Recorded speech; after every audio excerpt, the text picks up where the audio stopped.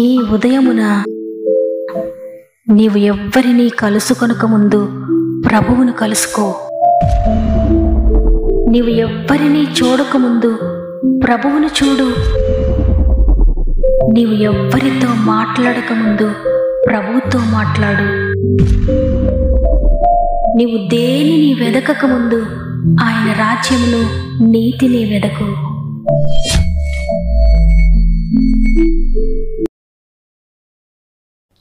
Praise the lord.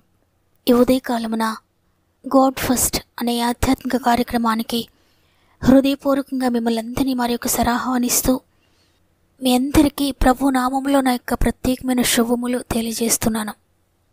దేవుని కృపలో మీరంతా బాగున్నారు కదా. ఈరోజు ప్రభు ఒక ప్రత్యేకమైన రీతిలో మనతో మాట్లాడబోతున్నారు. ఎందుకంటే శ్రమ శోధన మిమ్మల్ని వెంటాడుతున్న పరిస్థితులు ఆయన చూచాడు. మీ ప్రతి శ్రమ నుండి కూడా మిమ్మల్ని విడిపించాలని ఆయన కోరి మీతో మాట్లాడుతున్నారు.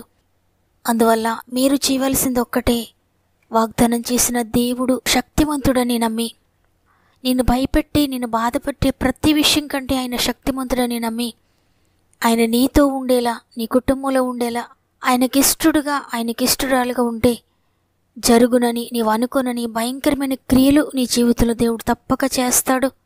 ఆయన నీతో ఉంటే చాలు, సాతాను సిగ్గుపడి నిన్ను విడిచి పారిపోతాడు. సాతాను యొక్క ప్రయత్నాలన్నీ కూడా కూలిపోతాయి. వాడు నీ జీవితంలోనికి తీసుకొచ్చిన చింత, వేదన, దుఃఖము అన్నీ కూడా మట్టు మాయమైపోతాయి. అందును బట్టి దేవుడు మీ జీవితంలో మీ కుటుంబంలో ఉండేటట్లుగా ఆయన ఆహ్వానించండి. ఆయనకి ఇష్టంగా మీరు జీవించండి. అద్భుతకరమైన భవిష్యత్తును మీరు చూడబోతున్నారు. మీలో ఇంకెవరికైనా ప్రే రిక్వెస్ట్ ఉంటే కామెంట్స్ ద్వారా తప్పక నాకు తెలియచేయండి. మీలో అనేక మంది నాకు తెలియజేస్తున్నారు, ప్రియ దేవుని బిడ్డలారా భయపడకండి, మీ అందరిని గురించి ప్రత్యేకంగా మేము భారం కలిగి ప్రార్థిస్తున్నాం. మా ప్రార్థన మీకు తోడుగా ఉంది. ప్రతి ప్రార్థనకు దేవుడు జవాబిస్తాడు త్వరలోనే. నమ్మండి, రిసీవ్ చేసుకోండి దేవుని కార్యములు. సమస్త మహిమ ఘనత ప్రభావములు దేవునికి చెల్లునుగాక. ఈరోజు ప్రభు మనతో మాట్లాడుతున్న, ఆయన మనకు అనుగ్రహిస్తున్న శ్రేష్టమైన వాగ్దానం యెషయా గ్రంథము 66వ అధ్యాయము 13వ వచనము. ఒకని తల్లి వానిని ఆదరించినట్లు నేను మిమ్మల్ని ఆదరించేదను. ఆమేన్. అందరూ విడిచిన పరిస్థితుల్లో ఒంటరితనంలో ఉండి ఆదరించేవారు లేక, పట్టించుకునేవారు లేక ఒంటరిగా బాధపడుతున్నావా ప్రియ సహోదరి, ప్రియ సహోదరుడా?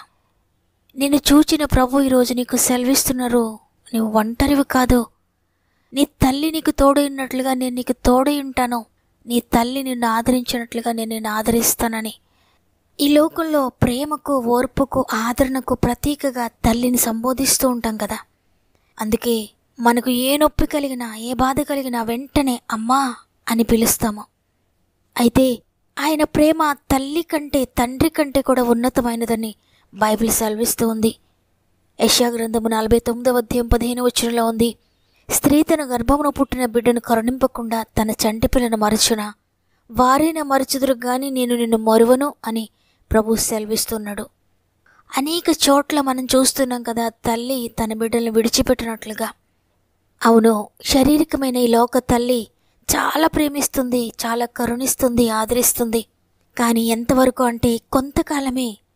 కొంతకాలం తర్వాత తల్లి మనల్ని విడిచిపెట్టి వెళ్ళిపోతే ఆదరించేవారు ఎవ్వరూ లేరని బాధపడుతూ ఉంటాం, దుఃఖపడుతూ ఉంటాం. అయితే దేవుడు నిత్యుడగు తల్లిగా, నిత్యుడగు తండ్రిగా నిత్యము మనల్ని ప్రేమించి నిత్యము మనల్ని ఆదరిస్తున్నాడు. ఆయన మనలే కాకుండా మన తర్వాత మన పిల్లలను ఆదరిస్తాడు.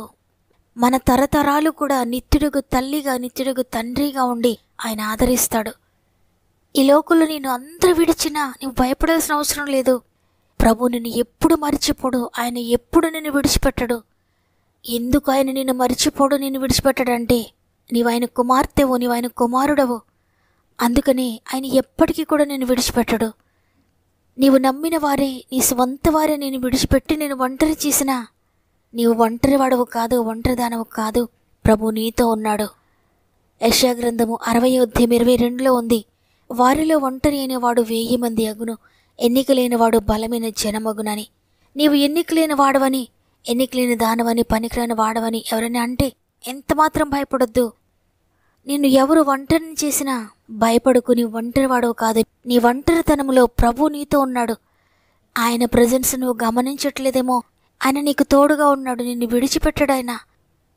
ఈ మాటలు వింటున్న ప్రియ సహోదరి, ప్రియ సహోదరుడా, నిరీక్షణ లేకుండా ఉన్నావా ఈరోజు? ఆదరించేవారు లేక ఉన్నావా ఈరోజు? ఒంటరితనంలో ఉన్నావా ఈరోజు? నీ యొక్క పాపమును బట్టి నీ భార్య నిన్ను వెలివేసిందా? ప్రియ సహోదరుడా, భయపడొద్దు. నీ భర్త నిన్ను ఆదరించడం లేదా? నీకు దూరంగా ఉన్నాడా? భయపడొద్దు. సమాజంలో అందరూ నిన్ను చిన్నచూపు చూస్తున్నారా? నీ స్నేహితులు, నీ బంధువులు, నీ చుట్టూనున్న వారందరూ నిన్ను హేళన చేస్తున్నారా? నిన్ను ఆదరించేవారు ఎవ్వరూ లేరా? కానీ భయపడదు ప్రియ సహోదరుడా, ప్రియ సహోదరి. ఈరోజు నిన్ను అందరూ విడిచిపెట్టినా నిన్ను విడిచిపెట్టని ప్రభు ఉన్నాడు. ఆయన నిన్ను ఎప్పటికీ విడిచిపెట్టడు. ఆయన నిన్ను త్రోసివేయడు.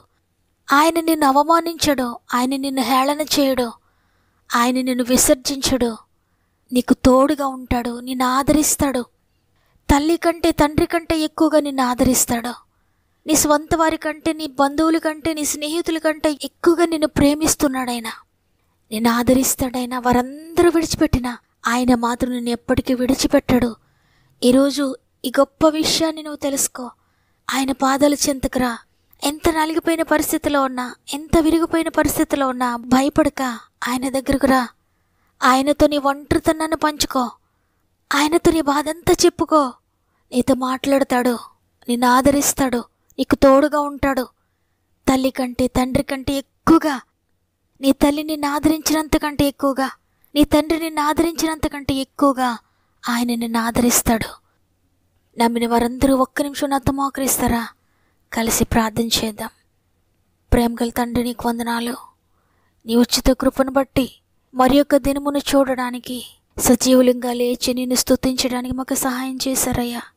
నీ ప్రేమను బట్టి మేము బ్రతికి ఉన్నామయ్యా. మీరు మమ్మల్ని ఆదరిస్తున్నారు కాబట్టి మేము సజీవులుగా ఉన్నాం తండ్రి. తల్లి కంటే, తండ్రి కంటే ఎక్కువగా మమ్మల్ని ఆదరిస్తూ మమ్మల్ని నడిపిస్తూ ఉన్న దేవా, నీకు వందనాలు. ఈ లోకంలో తల్లి ప్రేమ కొంతకాలమే, తండ్రి ప్రేమ కొంతకాలమే. మేము ప్రేమించిన వారందరి ప్రేమ శాశ్వతమైనది. వారు కొంతకాలమే మమ్మల్ని ప్రేమిస్తారయ్యా. కానీ నీ ప్రేమ శాశ్వతము తండ్రి. నీవు శాశ్వతమైన ప్రేమతో మమ్మల్ని ప్రేమిస్తున్నావు. అందరూ మమ్మల్ని విడిచిపెట్టిన వేళ మమ్మల్ని ఆదరించిన వాడవు నీవి మాత్రమే. నీవు మాకు తోడుగా ఉండగా ఈ లోకంలో ఎవ్వరు విడిచిపెట్టినా మేము భయపడమయ్యా, బాధపడమయ్యా. మీరు తోడుగా ఉండగా ఈ లోకంలో ఎవరి తోడు మాకు అవసరం లేదు తండ్రి. నాయనా, ఈరోజు ఎంతమంది నీ బిడ్డలు ఈ వాక్యం విన్నారో, ఎంతమంది ఆదరణ లేక శ్రమల చేత కొట్టబడుతూ ఉన్నారో, నిరాశ చేత కొట్టబడుతున్నారో, ఒంటరితనంలో ఉన్నారో, ప్రతి బిడ్డను కూడా నీ గాయపడిన చేతులకు అప్పగిస్తున్నానయ్యా. వారు ఒంటరి కాదు తండ్రి, మీరు వారికి తోడుగున్నారు. మమ్మల్ని అనాథలుగా విడిచిపెట్టగా ఆదరణకర్తను పంపుతానని మాకు సెలవిచ్చిన పరిశుద్ధాత్ముడా, మీరు మాకు తోడుగా ఉన్నందుకు వందనాలు. ఈ మాటలు వింటున్న వారెవ్వరూ కూడా ఒంటరి కాదయ్యా.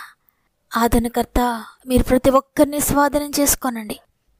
ప్రతి ఒక్కరికి తోడే ఉండండి. ప్రతి ఒక్కరిని ఆదరించండి తండ్రి. ఎవరిని విడిచిపెట్టే దేవుడు కాదు తండ్రి. ఎవరు నిన్ను పిలుస్తారో వారి దగ్గరికి వెళ్తావయ్యా. ఈరోజు మేమందరం నిన్ను పిలుస్తున్నాం తండ్రి. ప్రతి కుటుంబంలోకి మీరు దిగిరండి అయ్యా. ప్రతి జీవితంలోనూ నీ అద్భుత కార్యములు జరిగించండి తండ్రి. ఇది మొదలుకొని వారు, నేను ఒంటరిని కాదు, నా దేవుడు నాకు తోడుగా ఉన్నాడు, ప్రభు చేతుల్లో నేను ఉన్నాను, ఆయన నా తండ్రి, ఆయన నా తల్లి, ఆయన నా సమస్తము, నన్ను ఎవరు విడిచినా పర్వాలేదు, నా సృష్టికర్త అయిన దేవుడు నాకు తోడుగా ఉన్నాడని గొప్ప నిరీక్షణ కలిగి ఉండడానికి సహాయం చేయండి. మరి ముఖ్యంగా అనేక మంది బిడ్డలు వారి ప్రార్థన విన్నపం మాకు తెలియజేస్తున్నారు. ప్రతి ఒక్కొక్కరిని జ్ఞాపకం చేసుకోనండి తండ్రి. ఆర్థికంగా నలిగిపోతున్నవారిని బలపరచండి, అప్పు బాధలను విడిపించండి తండ్రి. ఆర్థికంగా నష్టపోయిన వారిని కూడా తిరిగి రెస్టోర్ చేయండి. పాప బంధకాల్లో ఉన్న వారిని విడిపించండి. వ్యసనాల నుండి విడిపించండి తండ్రి. అనారోగ్య బంధకాల్లో ఉన్న వారిని లేవనెత్తండి తండ్రి. ఎవరైనా హాస్పిటల్స్లో ఇంటెన్సివ్ కేర్లో ఉంటే ప్రతి ఒక్కరిని కూడా మీరు ముట్టి లేవనెత్తండి. ఇప్పుడే స్వస్థత ప్రకటిస్తున్నాను యేసునామములో. కోర్టు బంధకాలను విడిపించండి నాయన. కుటుంబ కలతలను విడిపించండి. విచ్ఛిన్నమైపోయిన కుటుంబాన్ని తిరిగి కట్టండి తండ్రి.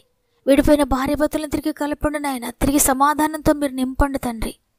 ఎంతమంది వాగ్దానం వింటున్నారు, ప్రతి ఒక్కొక్కరిని మీరు తాకండి అయ్యా తండ్రి. ఎగ్జామ్స్ రాస్తున్న బిడ్డలందరికీ మీరు తోడు ఉండండి. ఎగ్జామ్స్ రాసే రిజల్ట్స్ వరకు ఎదురు చూస్తున్న బిడ్డలకు చక్కటి రిజల్ట్స్ చేస్తున్నారు నమ్ముతున్నాను.